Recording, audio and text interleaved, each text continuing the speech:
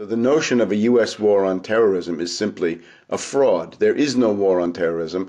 The Anglo-Americans are backing terrorists exactly when and where it suits them, from Chechnya to Cuba to other points around the world. This is a typical British strategy. You've got to know the name of Brigadier General Sir Frank Kitson. He was the British operations officer in Kenya at the time of the Mau Mau. And what Kitson saw, which has been known to commanders for centuries, millennia, if you've got an underground nationalist organization and you want to discredit them, you create your own parallel underground nationalist organization. You send them out. It's got to have the same name. It's got to have a false flag. You send them out, have it commit tremendous atrocities. Those will be blamed on the original relatively benign group, and they'll be discredited, they'll be demonized, and you gain political advantage. He wrote a book about it called Low Intensity Operations.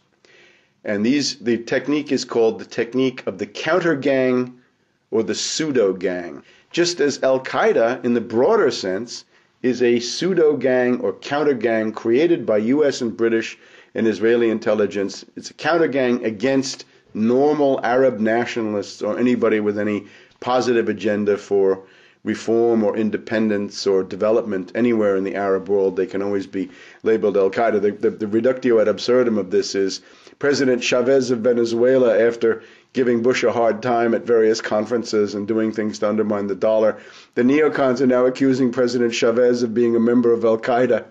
So you can see how easy it is to demonize somebody once you've got a good counter gang going. There's an oligarchical consensus in the United States, inspired by the neocons, inspired by Samuel Huntington and the rest of them, which is that without an enemy image, you cannot have an oligarchical society. Ultimately, that's the why. Because if you look at this, you say, terrorism, endless war, why? Who benefits? Those who benefit are the beneficiaries of the current system, financiers primarily. They feel that without the diversion of a war, they cannot maintain social relations, property relations in the current form. And this they are determined to do. So they have manufactured, in a complete hysteria, a largely fictitious external enemy. You remember 1984 by George Orwell. Julia at one point says, I don't even think there is a war. It's just a fake to keep people under control. Orwell, I think, had a very good understanding of some of these psychological mechanisms. Julia, do you think the resistance is real? No.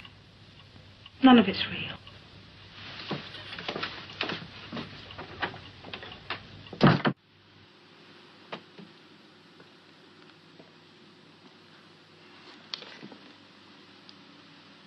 There are thought criminals who maintain that the resistance is not real. Believe me, Winston, it is very real. Perhaps you're not familiar with how it operates. I'm attentive to the news. Indeed. And perhaps you imagine a huge network of conspirators prepared to commit any atrocity to demoralize and weaken the order of our society. The reality is infinitely more subtle. If Goldstein himself fell into the hands of the thought police, he could not give them a list of his agents. Such a list does not exist. They are not an organization in the sense we know. Nothing holds it together but an idea. In accordance with the principles of doublethink, it does not matter if the war is not real, or when it is, that victory is not possible. The war is not meant to be won. It is meant to be continuous. The essential act of modern warfare is the destruction of the produce of human labor. A hierarchical society is only possible on the basis of poverty and ignorance. The war is waged by the ruling group against its own subjects, and its object is not victory over Eurasia or Eastasia, but to keep the very structure of society intact.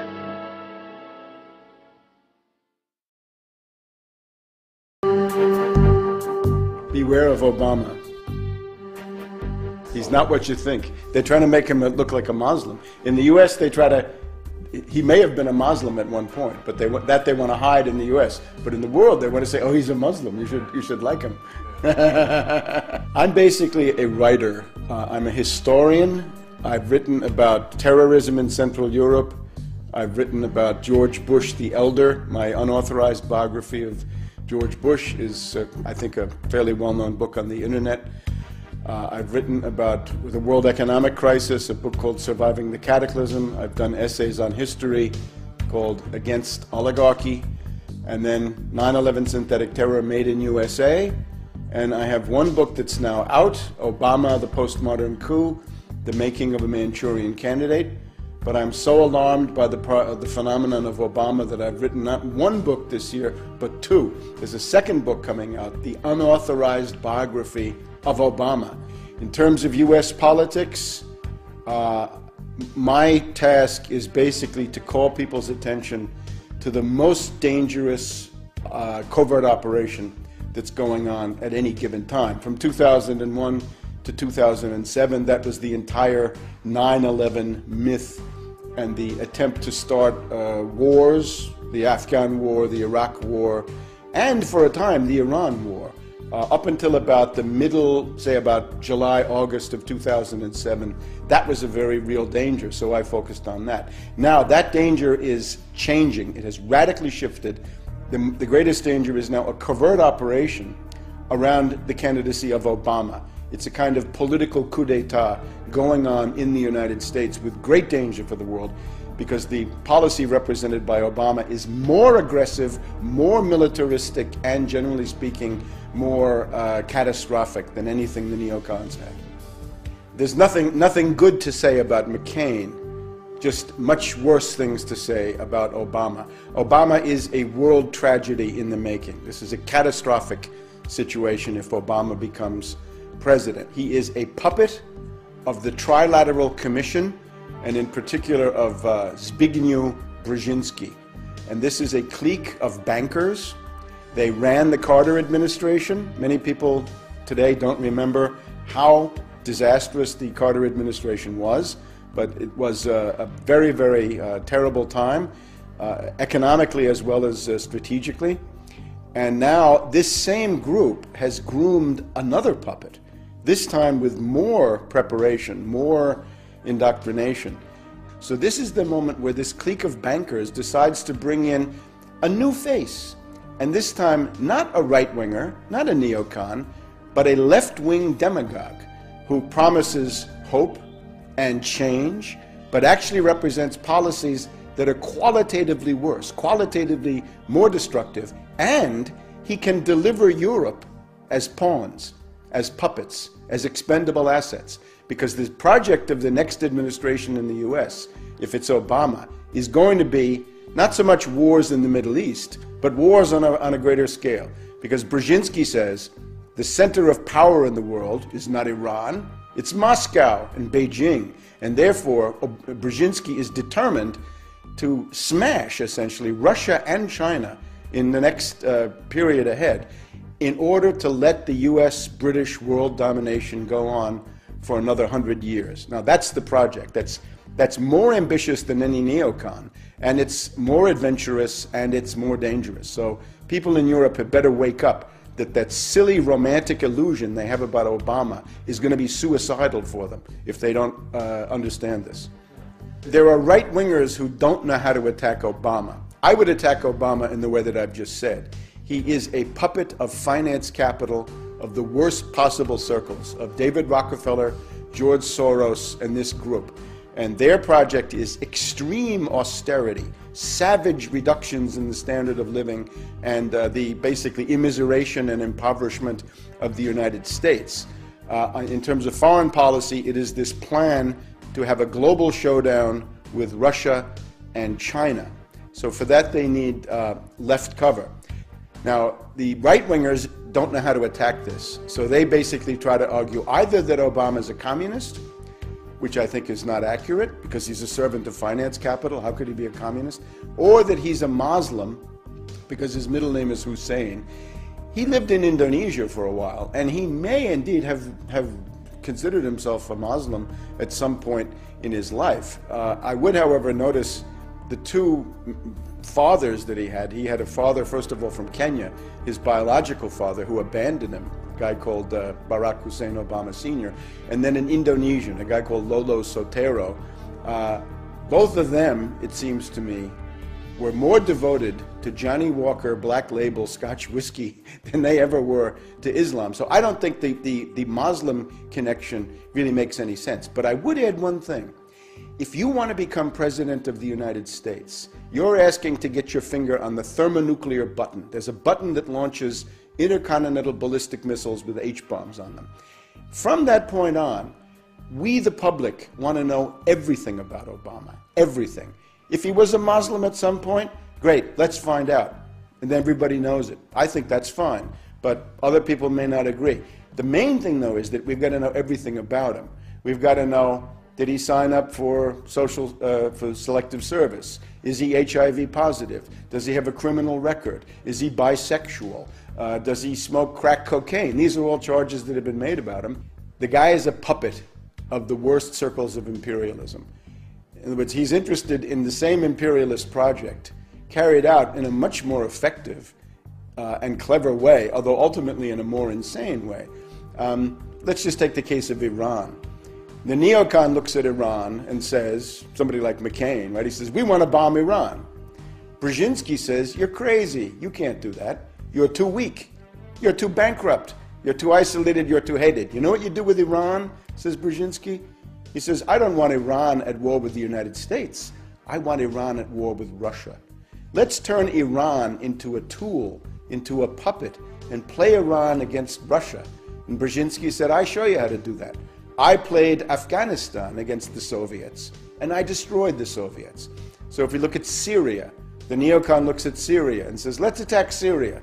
Brzezinski says, you're crazy, don't do that. Make a deal with Syria. There's a very important Russian naval base in a place called Tartus on the Mediterranean. And Brzezinski has just been in Iran. He went for the Rand Corporation a couple of months ago. The goal would be to get the Russians out of Tartus and try to turn Syria, if possible, against the Russians. So instead of having Muslims as being the target, the Muslims become cannon fodder for the project against Russia and China. Let's take Chinese Turkestan. Right? There's a Muslim minority there, the Uyghurs. Right? What's Brzezinski's plan for them? It's to have them fight and die in some kind of an insurrection. He's got an insurrection going in Tibet. The idea right now is forget about the target list that you've known. The target list is getting bigger. Let me add a couple of others to the target list. Let's take Sudan, Arab country, Arab League. Why is Sudan being targeted? What's the story with Darfur? Why are they doing that? Are they really concerned about a humanitarian emergency? No. They're concerned because 7% of the oil for China comes from Sudan. They're looking desperately for a pretext to go into Sudan, overthrow General Bashir, and cut off that oil going to Sudan. Now let's take the really big one. Up until now, everybody's been focused on Iran. And will the U.S. attack Iran? Will the Israelis attack Iran? I say no, they won't. The U.S. and the British will not. I can't exclude some Israeli crazy. That's possible. But I don't even believe in it. And I don't think it's likely. But there's an attack that's going on right now, and it's Pakistan. Pakistan is another Muslim country with 160 million people, and they have nuclear weapons, and they have the means to deliver them. Now, back last summer in Chicago, there was a debate among the Democratic candidates, and Obama came out and said, I want to have the unilateral U.S. bombing of northwest Pakistan. Mrs. Clinton said, no, you don't want to do that. McCain said no. Even Bush said no. And now the U.S. is doing what Obama demanded. The U.S. is bombing northwest Pakistan, and indeed, the U.S. and NATO troops and the Afghan troops are preparing to invade Pakistan across the Afghan border. Now, why are they doing that? This is the one part of the world where they still talk about bin Laden, Al-Qaeda, the war on terror, all of this idiotic mythology. Why are they doing it? They want to destroy the Pakistani central government. You probably saw the statement the other night from the Prime Minister of Pakistan, Gilani. He says, our national honor and sovereignty does not allow foreign troops to come into our country. And he's absolutely right. But the US and NATO are now going to do that under the new policy. The goal is to destroy Pakistan. You see Iraq now carved into 3 parts. Pakistan will be into 4 or 5 parts. It'll be Sindh, Pashtunistan, Baluchistan, Waziristan, and on, and that will never end. That's the goal. Now, why are they doing that? Not so much because it's an Islamic country, although that does figure in, mainly because it's a potential ally of China. It's traditionally friendly to China, and under conditions of world crisis, Pakistan would tend to gravitate back towards China. So look at our hit list now. We've got not Iran on the hit list anymore. Iran is now a candidate to be played against Russia, but the hit list is now Sudan and Pakistan. So that's the change.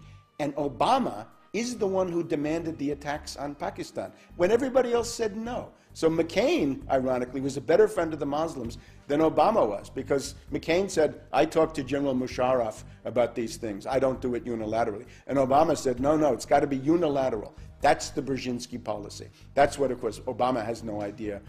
Obama doesn't even know where Pakistan is.